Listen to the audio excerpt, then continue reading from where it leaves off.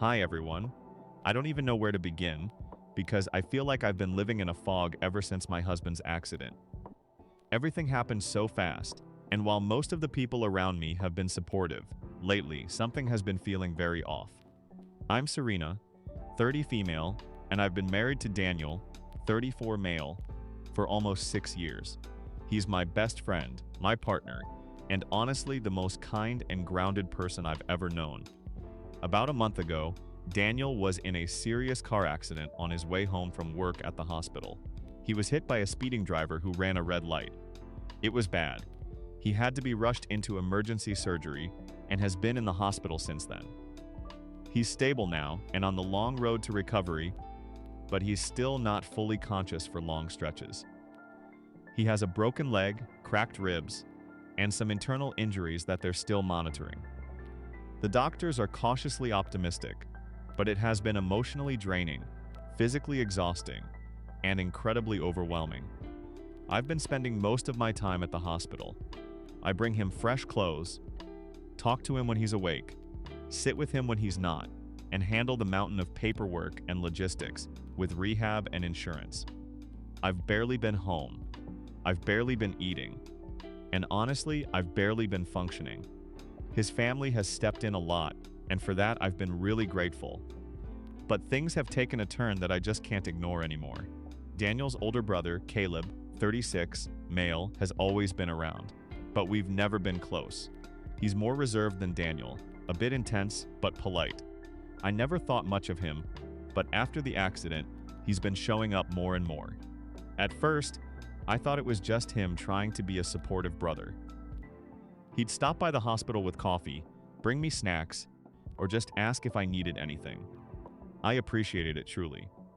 I was barely sleeping or thinking straight, and I figured it was just a family member trying to help.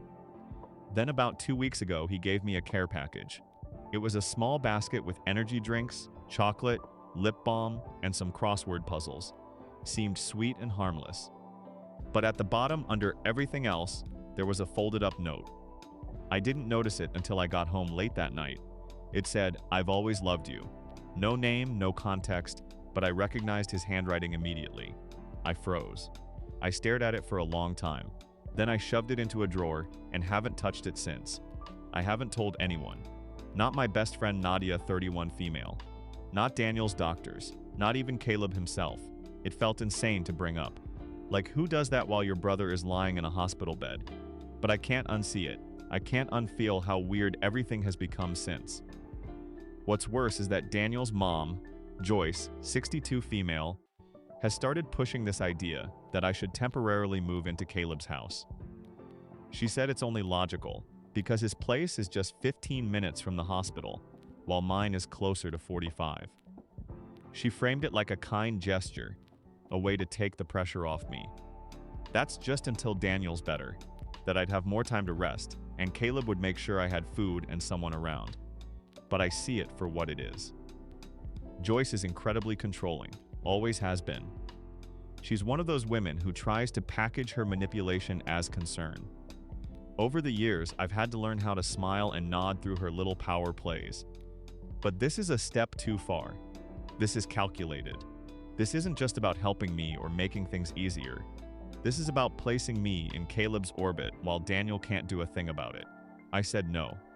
Politely but firmly, I told her I'm fine where I am and that I need my own space during this time.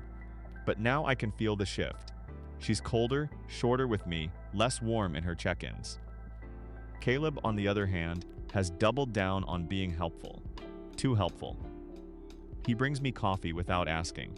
He tries to stand too close when he's talking to me.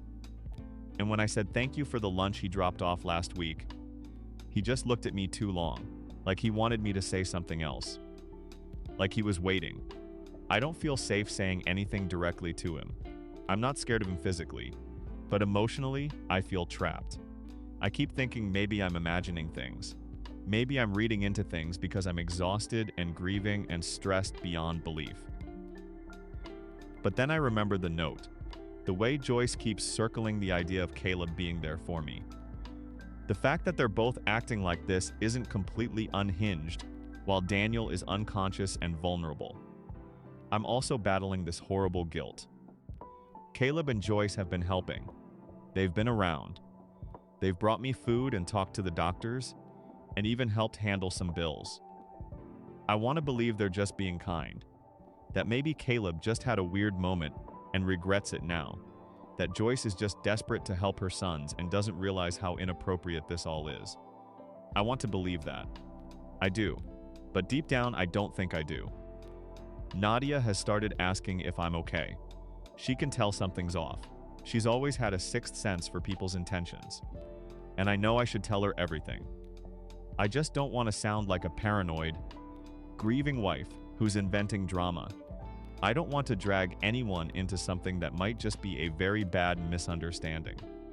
But then I wonder, what if it's not? What if they're orchestrating something bigger? What if Joyce always liked the idea of Caleb being with me and is just waiting for Daniel to be out of the picture long enough to make it happen? I hate even thinking that, but nothing else explains the pressure. The unspoken nudges, the way they act like I'm supposed to feel something back. I haven't visited Daniel today yet. I'm sitting at home writing this because I feel like I'm cracking under the weight of keeping everything together. I don't want to make assumptions, but I don't want to be naive either. I love my husband. He's the only person who's ever made me feel like I was truly home. And while he's recovering, I feel like the ground is being pulled out from under me by people who should be protecting him too. So yeah, that's where I am. Tired, paranoid, confused, guilty, and really, really unsure of what to do next. Has anyone dealt with anything like this? Am I just overwhelmed and reading too much into things, or is this as bad as I think it is? Thanks for reading. I didn't expect to come back with another update, but so much has happened over the last few weeks that I honestly feel like I'm living in someone else's life. First off, thank you to everyone who commented on my original post. The support, the advice, even the gently challenging questions all helped me make sense of what was happening and reminded me I wasn't losing my mind. I finally told someone. I told Nadia. It was one of the hardest conversations I've ever had. I was shaking, but I couldn't hold it in anymore. I told her about the note, about Joyce's strange insistence that I move in with Caleb, about the increasing unease I had every time I was around him. I told her I didn't know what to do and that I was scared I might be imagining things or overreacting. She listened without judgment, and then she told me to start documenting everything. She said it calmly, firmly, and with that protective tone she only pulls out when something serious is going on. So, I did. I started writing things down, times, dates, details, everything that didn't sit right. And then things got worse. It wasn't just the note. Caleb started making comments. Little things at first said casually enough that I could have brushed them off if I wasn't paying attention.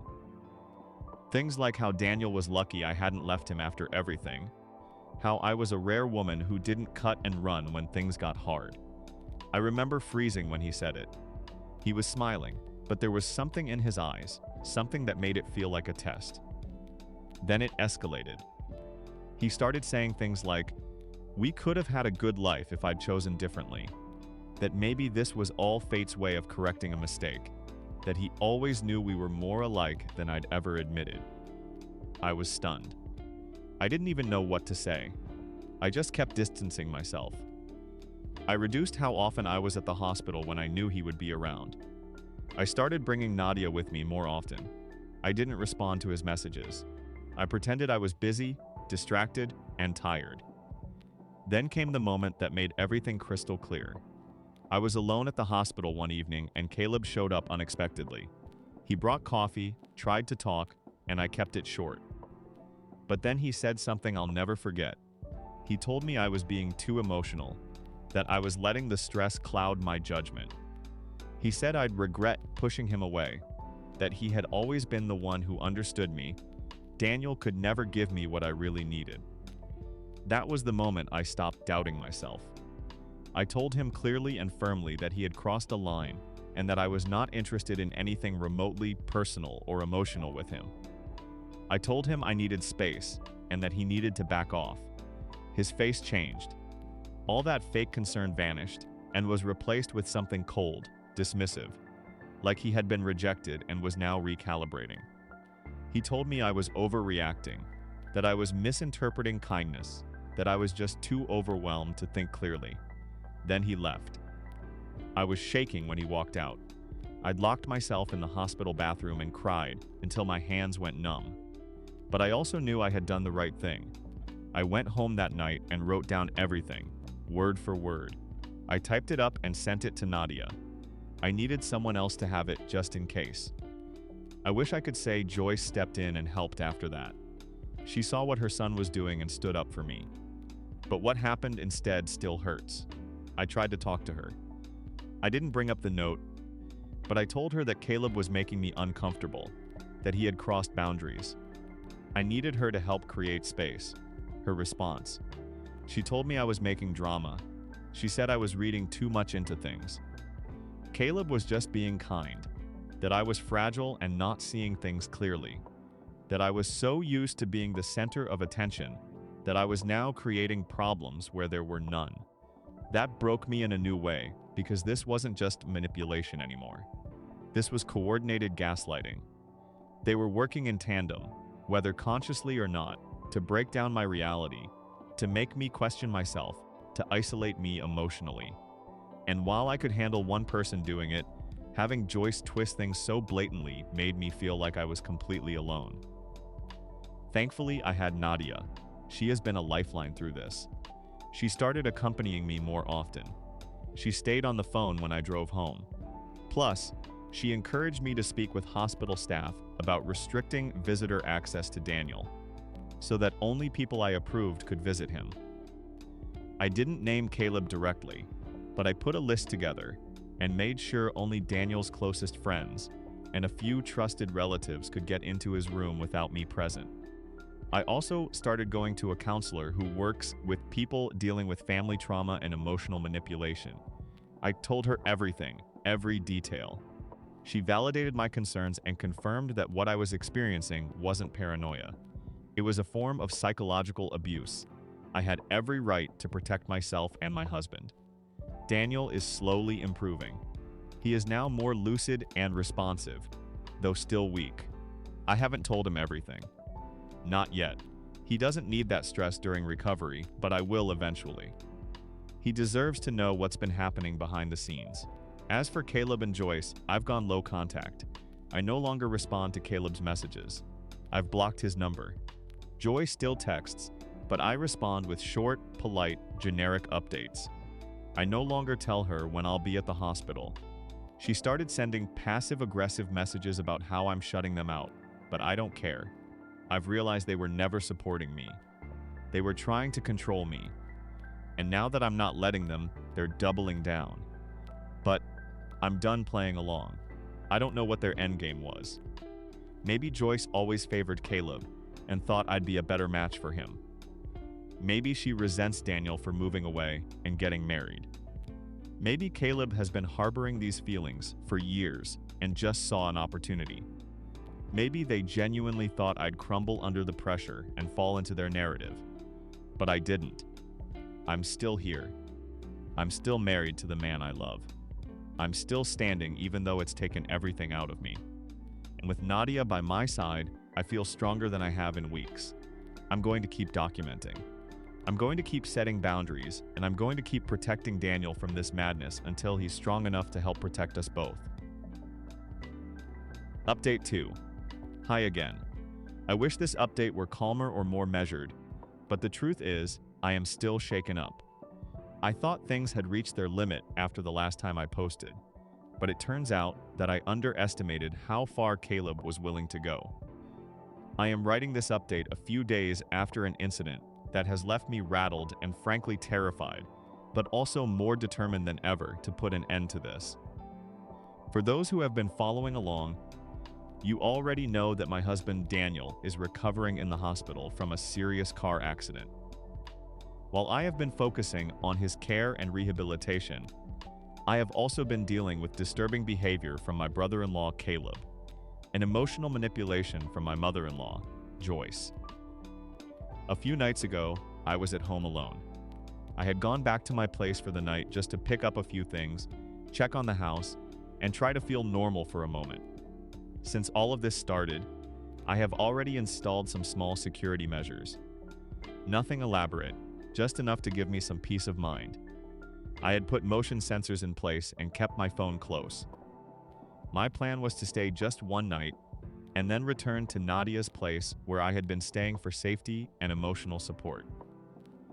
In the middle of the night, I was startled awake by an alert on my phone. It was from the motion detector near my back door. At first, I thought maybe it was an animal, maybe just wind or a random trigger.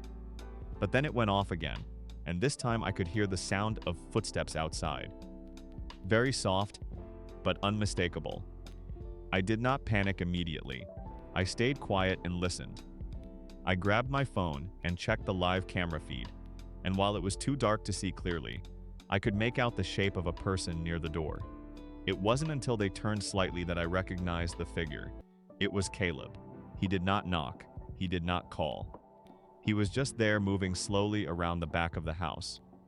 When I turned on a light in my room, he must have noticed because I saw the silhouette move quickly and disappear into the shadows. By the time I grabbed my keys and phone to try and see what was happening or call for help, but he was gone.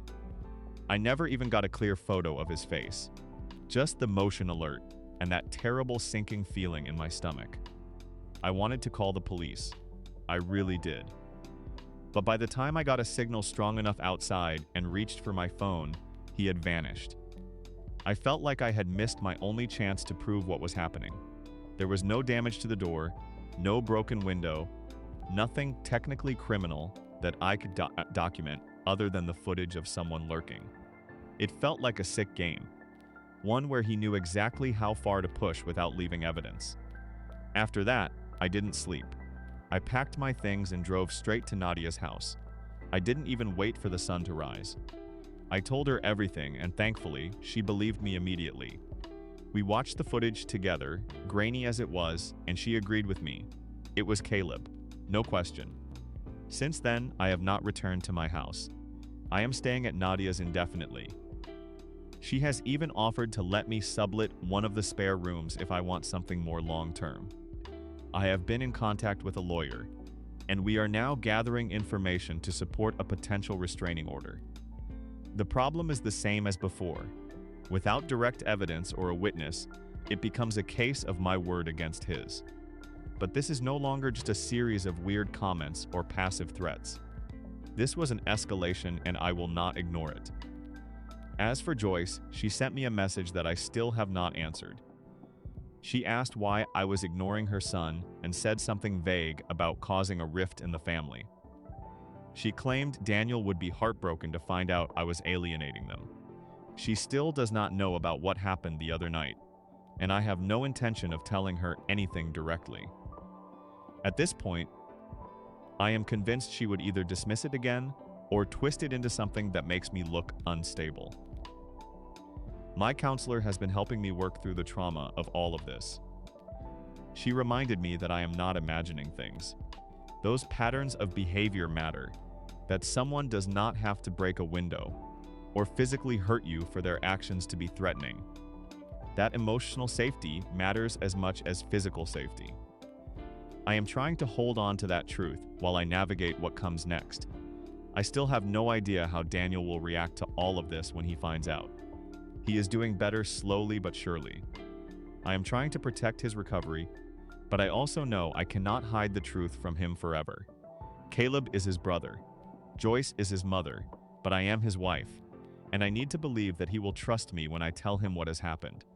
For now, I am doing what I can. I am staying in a safe place. I am documenting everything. I am working with a lawyer. I am surrounding myself with people who believe in me. I refuse to be isolated, even if Caleb and Joyce hoped I would be too afraid or ashamed to speak up. I have done nothing wrong. I have nothing to hide. I will not let fear silence me. Thank you to everyone who has supported me through this. Your comments, your messages, and your shared stories have helped more than you know. I will keep updating when I can, especially as the legal process unfolds. I hope the next time I post it will be with better news. Update 3. It's hard to describe how numb I feel right now. I thought I had seen the worst of this situation. The inappropriate note, the emotional manipulation, the late-night trespassing. But something new has come to light, and it's something I never expected. Something that has shaken me deeper than any of Caleb's other actions. This all started when Daniel was hospitalized after the accident. Since then, I have been doing everything I can to support his recovery, both physically and emotionally, while fending off increasingly disturbing behavior from my brother-in-law, Caleb, and enabling interference from my mother-in-law, Joyce. I've been staying with my best friend, Nadia, documenting everything and preparing legal steps to protect myself. But nothing could have prepared me for what I learned recently. While visiting Daniel at the hospital, I had a brief and quiet conversation with Dr. Kim, Daniel's supervising physician and longtime colleague. Dr. Kim has always been kind and respectful toward me. I think he picked up on the fact that I've been under a lot of stress, so he spoke carefully, almost hesitantly. He told me that a few weeks ago, Caleb came to the hospital alone and asked to speak with someone about Daniel's medical documents. Specifically, he asked about getting added to Daniel's medical power of attorney. I almost didn't understand what Dr. Kim meant at first. I stood there stunned, trying to process it. When Dr. Kim clarified, I felt like the air had been sucked out of the room. Caleb had asked to be listed as someone authorized to make decisions for Daniel, my husband, regarding his health care, despite the fact that I, his wife, was already legally designated as such. Dr. Kim assured me nothing was changed. Of course, Caleb was denied and the request was flagged as irregular, but he told me in confidence because it had seemed strange. And now, after everything I've shared and all that has happened, I know it was more than just strange. It was deliberate, calculated, and terrifying. I was home when Caleb made this request. He knew I wasn't present. He timed it that way. He used my absence to attempt something behind my back, something that could have had legal consequences if the wrong person had granted his request, or if the hospital had been less diligent. The fact that he even considered this as an option makes my blood run cold. It has changed how I look at everything. Until now, as I was focused on protecting myself emotionally and physically, I thought Caleb was fixated on me. I assumed his behavior was about some warped idea of love or jealousy. But this latest move suggests something even darker. Something I don't want to imagine but can't ignore. I've made immediate changes. First, I met with hospital administration and requested that Daniel be placed on a restricted visitor list. From this point forward, I am the only approved visitor, no exceptions. This wasn't an easy decision, and I know I'll face backlash, especially from Joyce, but I'm past the point of caring about hurt feelings. My only job is to protect Daniel. I also confirmed with our lawyer that all medical and legal documents listing me as Daniel's power of attorney are intact and secure. We've set up extra authentication to prevent further tampering. If Caleb attempts anything again, we will have the records to prove it. What's eating at me now is the nagging, horrible thought that I might have underestimated Caleb this whole time.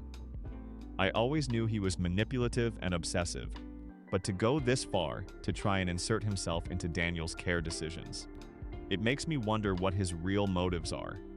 Was he hoping to influence Daniel's treatment somehow? Was this just another attempt to push me aside and create control? Or worse, was he trying to set up a situation where Daniel's life was in his hands? I hate that I even have to think about this. It makes me sick. I don't want to believe Caleb could actually harm his own brother, but every time I second-guess myself, I remember how he lurked around my home in the middle of the night. I remember how he spoke to me like I owed him something. How Joyce minimized everything and made me feel like I was imagining things. They have both tried to isolate me and manipulate me under the guise of family. No more. I am no longer playing polite. I am no longer worrying about seeming too emotional. I am done questioning whether I am overreacting. My gut has been right all along, and now I have tangible proof that Caleb tried to cross a line that no family member, no human being should ever cross. Daniel is still recovering. He is not yet fully aware of the depth of what's happening around him. I am doing my best to shield him from the stress while making sure everything around him remains safe. He deserves peace, healing, and to wake up to a world where his wife has protected him, not to a nightmare orchestrated by someone he thought he could trust. The next step is continuing to build our case.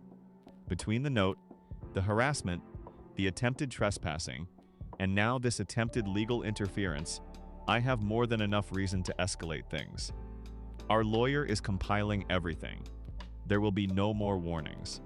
The moment Caleb steps out of line again, or even tries, I will take immediate legal action. I have also cut off Joyce completely. She may have enabled Caleb out of denial, ignorance, or malicious intent. But at this point, I no longer care about her motives. She has chosen her side. She has made her opinions clear. I have no more energy to explain myself to someone who refuses to see the truth. I still worry about what's next. I still struggle with fear and disbelief. But I am also holding on to a small flame of strength. I am standing my ground. I am protecting my husband. I am taking my life back one piece at a time. I'll post another update when I can. Thank you again to everyone who has stood by me in this mess.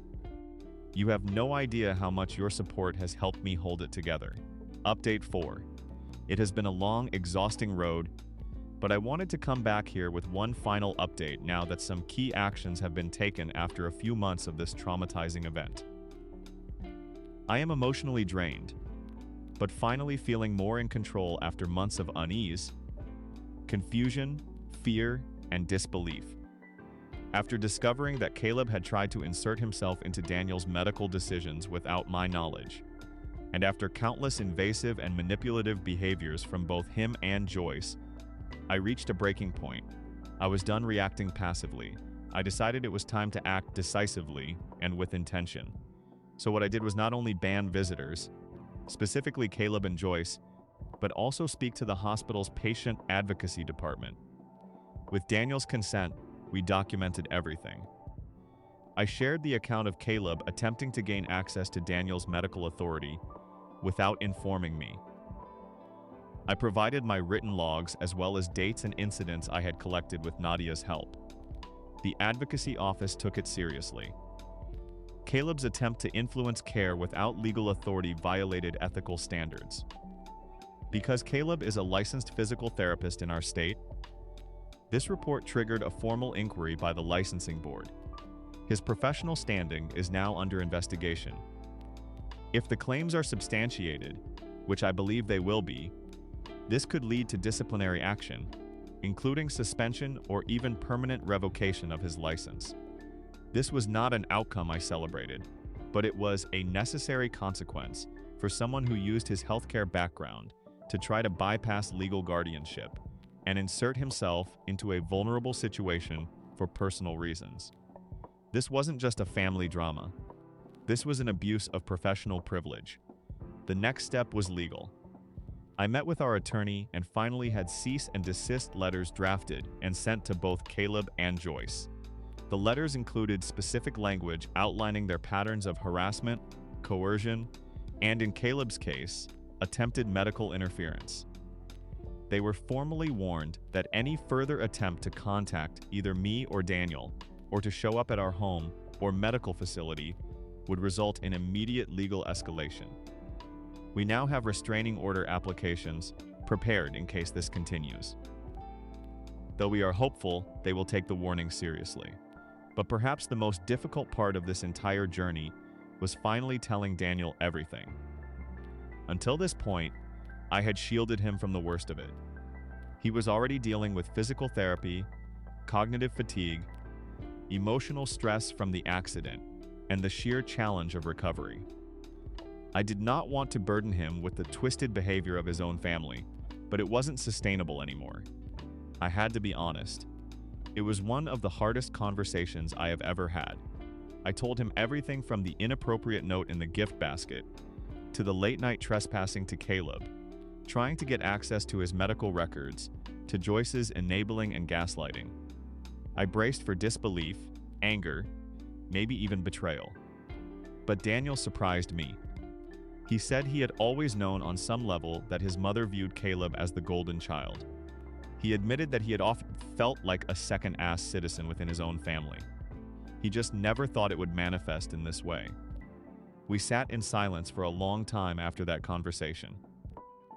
But for the first time in weeks, it was a calm silence, a mutual understanding, a shared grief for the family we thought we could trust, and an unspoken vow to rebuild stronger boundaries for our future. Daniel and I are now focused on us. The noise from his family is something we are pushing out, no longer trying to reason with, fix, or explain. The energy that used to go into justifying our boundaries now goes into strengthening our home. The honeymoon we had postponed after the accident has been rescheduled. It will not erase the trauma, but it will give us time to breathe, reconnect, and finally step out of survival mode. One thing I've learned is that you cannot save people who are committed to their version of reality, especially when it means denying accountability.